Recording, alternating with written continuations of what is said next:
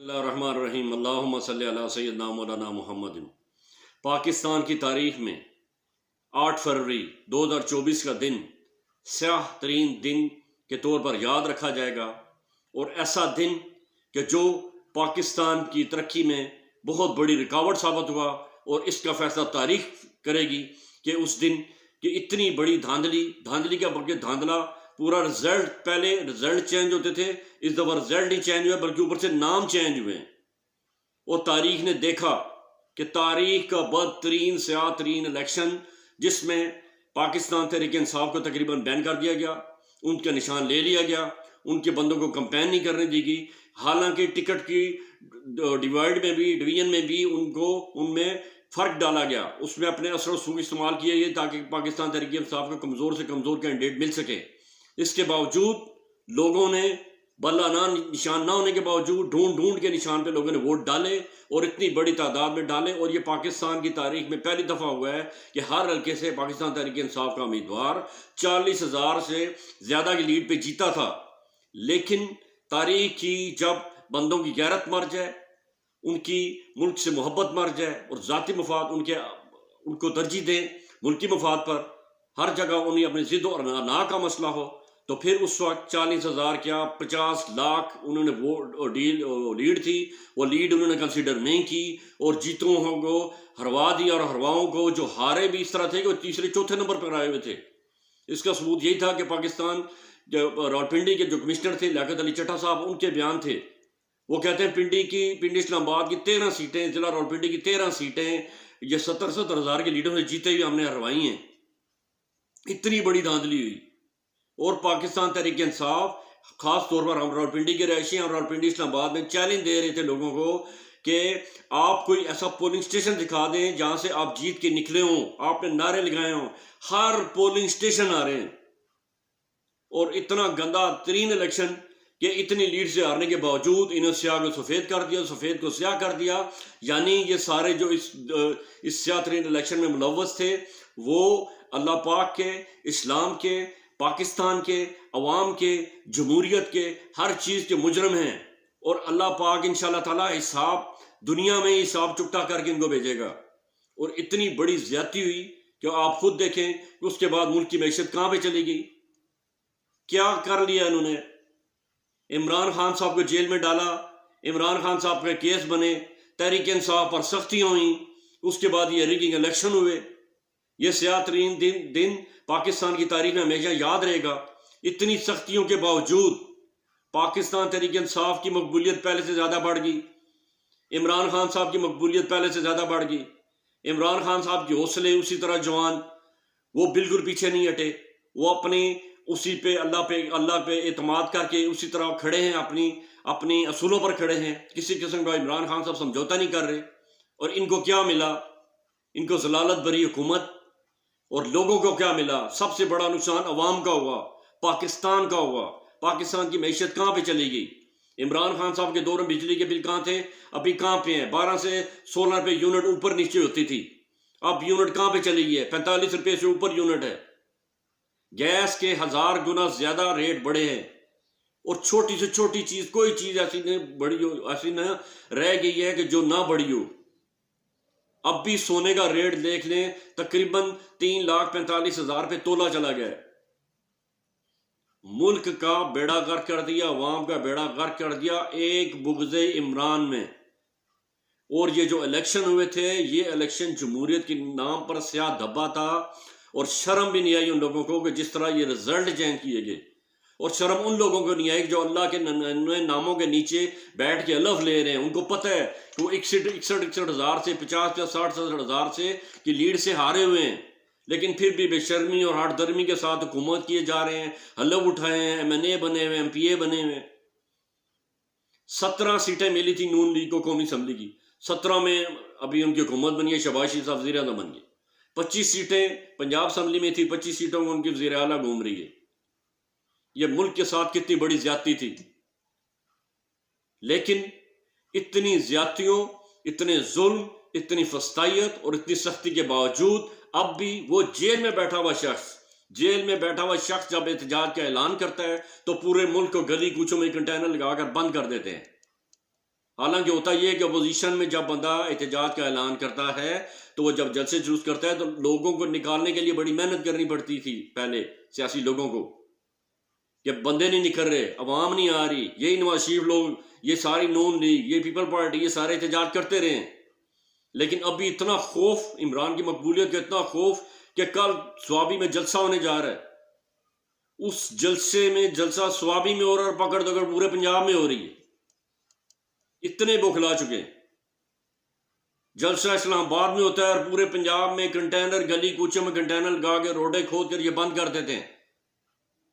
اتنا اس کا خوف، اس قیدی کا خوف کہ جس کا نام لینا، تصویر، بیان پابندی ہے، وہ اس کی کسی قسم کی عوام تک کوئی رسائی نہیں اس کی۔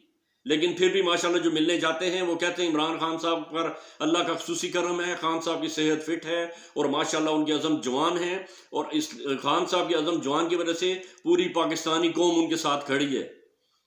اور یہ سب کو پتہ ہے، عمران خان کے مخالفین ساروں کو پتہ ہے کہ جب بھی الیکشن ہوئے اسی طرح عوام نکلے گی۔ بے شک آپ رزلٹ چینج کرتے رہیں، آپ اپنی دھاندلیاں کرتے رہیں، لیکن اللہ پاک کا ایک سسٹم ہے، اللہ پاک کی طاقت ہے، جو حق ہے، سچ ہے، اسی نے غالب آنا ہے۔ یہ وقتی طور پر آپ لوگ جتنا مرضی دھاندلیاں کر لیں، جتنی مرضی شیطانی حربے استعمال کر لیں، آپ کسی کی عزت پہ حرف نہیں لا سکتے، اور انشاءاللہ تعالیٰ یہ ملک ترقی کرے گا اور کرتا رہے گا۔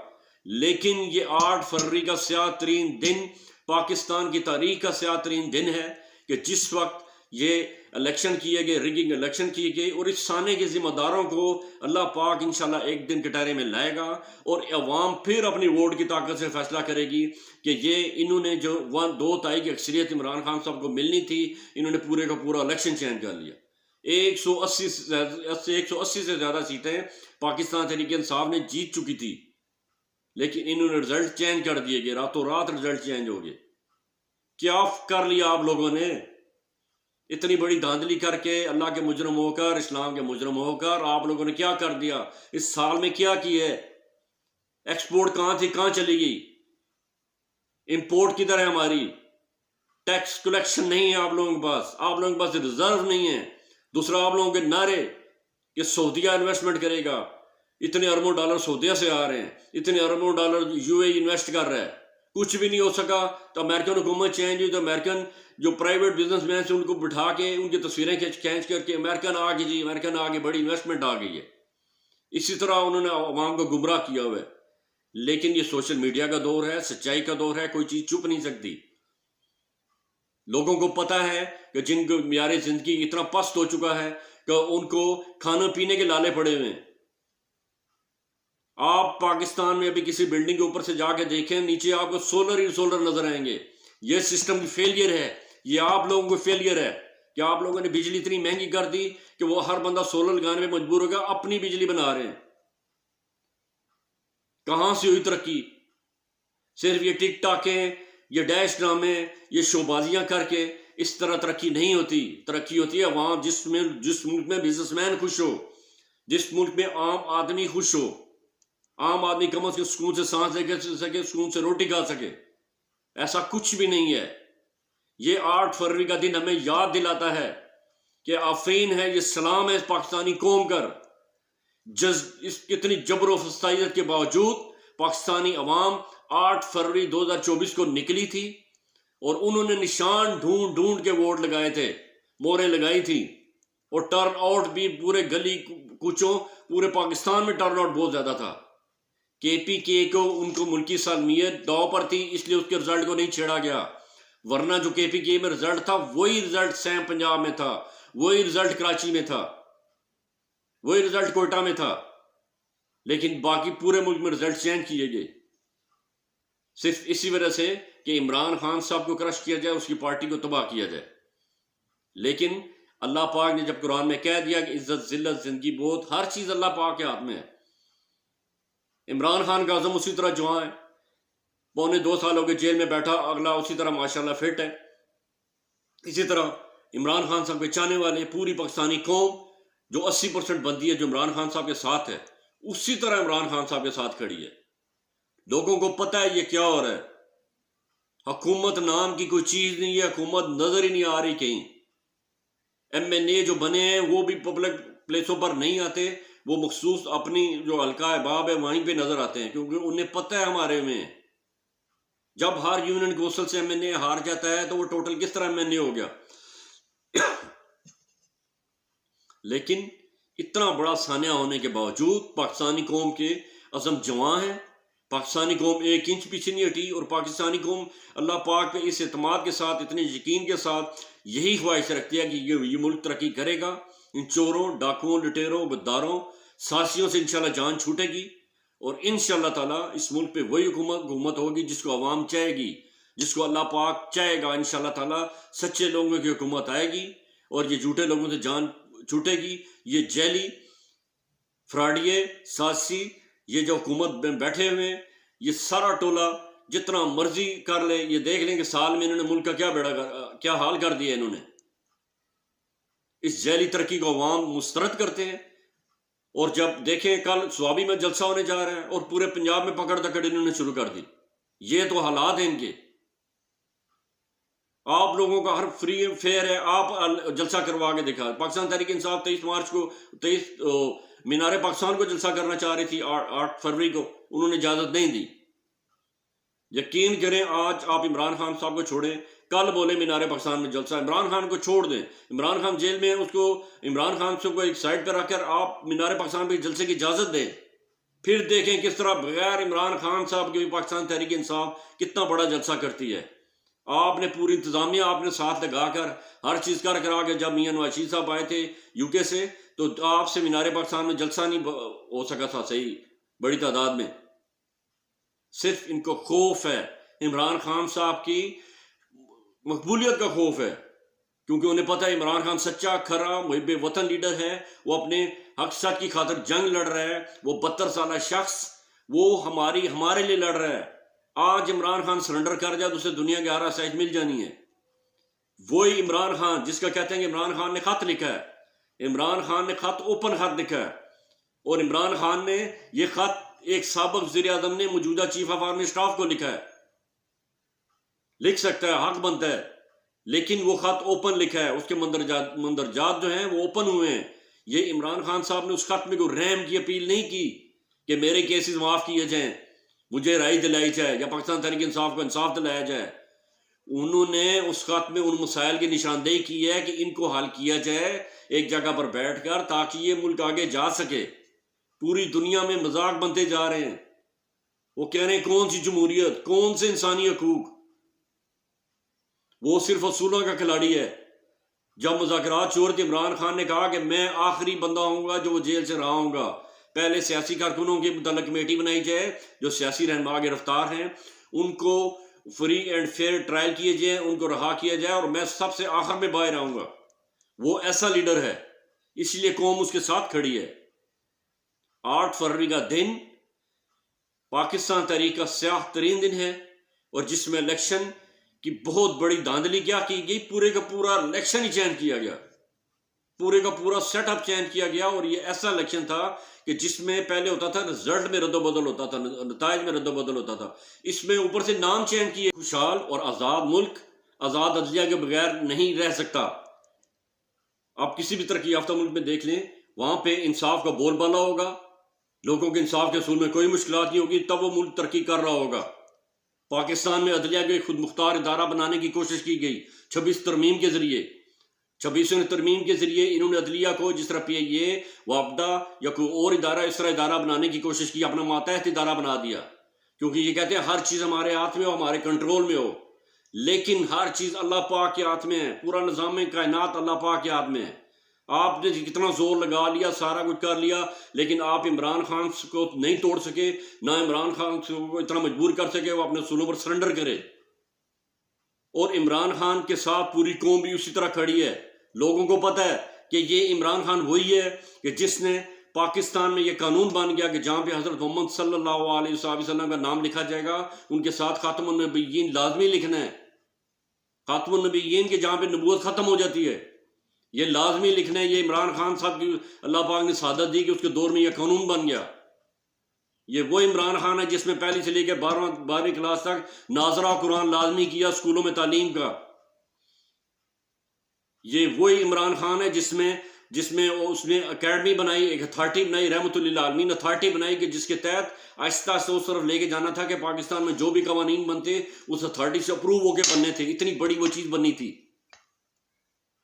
یہ وہی عمران خان جس نے لوگوں کو فٹ پاتھ پہ لوگوں سونے کے جو لوگ سوتے جو فٹ پاتھ پہ لوگ سوتے تھے، جو بے سہارا لوگ تھے، جو دور سے آتے تھے، مزدور، غریب، فقیر، ان کے لیے پناہ گاہیں بنائیں. اس پناہ گاہ میں 2 ٹائم کھانا ملتا تھا. یہ وہی عمران خان جس نے باعزت طریقے سے 7 پروگرام کے تحت باعزت طریقے سے کرسیوں پر بیٹھ کے فنگر پرنٹ کے ذریعے ان کو 12 ہزار روپیہ 3 مہینے کے بعد ملتا تھا. یہ وہی عمران خان جس میں کرونا میں پورا ملک بند نہیں ہونے دیا، لوگوں کے روزگار بند نہیں ہونے دیے، ملک بند نہیں ہونے دیا، اور لوگوں کو بھوکا نہیں مرنے دیا، اور بیماری سے بھی مقابلہ کیا، جس کی مثال پوری دنیا نے دی کہ پاکستان کا سسٹم سب سے اچھا رہا. یہ وہی عمران خان جس نے صحت انصاف کارڈ دیا اور ایسی سہولت دی کہ جس طرح یورپی ملک اور کئی ترقی یافتہ ممالک میں بھی جب ہیلتھ انشورنس پالیسی ہوتی ہے اس کے تحت وہ ٹیکس دیتے ہیں، ہیلتھ ملتی ہے، انشورنس ملتی ہے. یہ صحت انصاف کارڈ عمران خان صاحب نے کہ پاکستانی کا جو شناختی کارڈ تھا وہ صحت انصاف کارڈ بن گیا تھا. بغیر ٹیکس دیے، اس پہ بغیر کچھ دیے پاکستانی کو 10 لاکھ روپے کا ہر فیملی علاج کرا سکتی تھی، اور پرائیویٹ اچھے ہاسپٹلوں میں علاج کرا سکتی تھی. اور سب سے بڑا ہوتا ہے زچہ بچہ کا، ڈیلیوری کا، اور اس میں ڈیلیوری کا سب سے اچھا تھا کہ ڈیلیوری فری تھی، اور ڈیلیوری کے بعد 3 فالو اپ ماں بیٹی کے، ماں بچے کے، وہ فری تھے. اور یہ پورے صحت انصاف کارڈ کر کے جو آپریشن آپ ایڈمٹ ہوں، آپ 10 لاکھ تک آپ کا علاج ہوگا، اور جب گھر جائیں گے تو 1000 روپے ٹیکسی کرایہ بھی ہاسپٹل کی طرف سے دیا جاتا تھا. ہر بندہ خوشحال تھا کہ میرے جیب میں 10 لاکھ روپے علاج کا پڑا ہوا ہے.